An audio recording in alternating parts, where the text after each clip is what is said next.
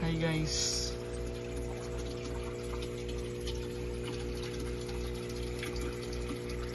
Dito ko nga pala nilagay yung aking mga fry ng goldfish. Yung mga feeder fish yung tawagin nila. Sa mga nag-aalaga ng monster fish kasi pinapakain nila. Ayan guys. Ayan, gumamit nga pala ako ng net dito para ito yung itlogan nila. And after 2 days, 3 days, ayan, na-hatch na sila. Ayan na. Ayan, ang dami nila.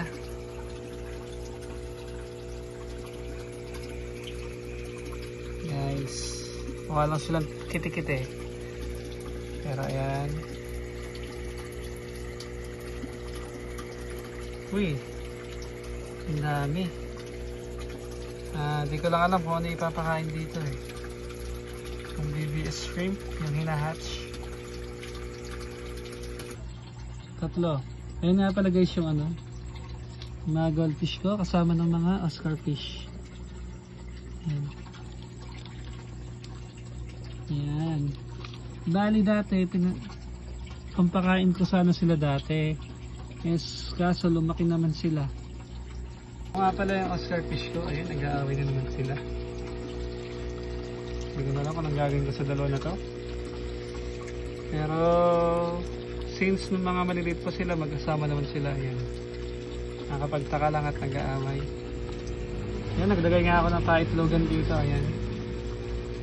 Ito nga pala yung feeling ko babae, kasi ang haba ng kanyang fin ba yan? Compare dito, maiksi lang, ayan. Yan. Ito mahaba, yung isa na yan. Oops.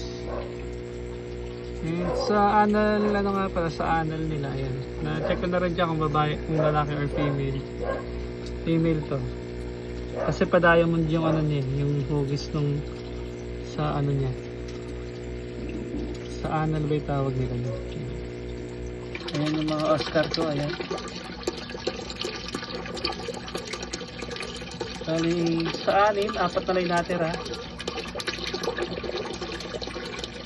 Mga kasiselan, ayaw kumain ng mga worm. PO1 pala pinapakain ko ay PO2 at marami ko na order. Yan, kinakain naman nila PO2.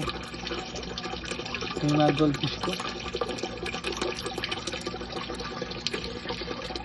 And so ngayon, lagyan naman na tayo mag-hatch tayo ng baby shrimp para ipakain natin dito.